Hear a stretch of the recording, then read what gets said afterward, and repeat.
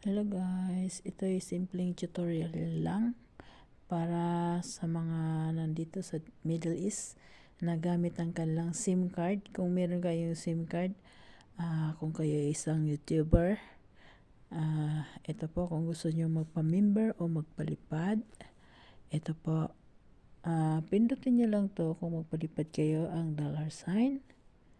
Ayan po, lalabas na ang $sign.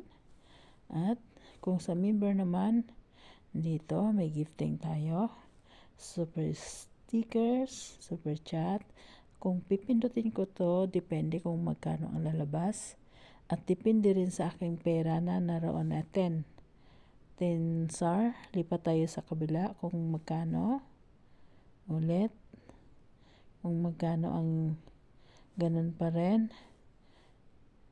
Sa taas ulit. Dito naman ako sa taas. Ay 25. No, 25. Pindutin natin ang 20. No? Palipad ko tong 20. Merong 4 star lang. Pwede ka magpalipad ng 4 star lang. Saudi Riyal. Ipapalipad ko to sa pinsan ko. Ayan. 20 star. Ayan. Dito na po tayo guys.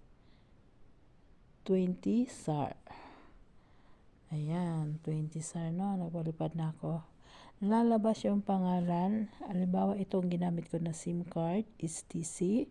O kung anong SIM card na lumalabas sa inyo. Kung Zain or Mobile. Buy po kayo yan. Buy. Kailangan nakasubscribe kayo dyan. Pero subscribe na po ako dyan. Ano?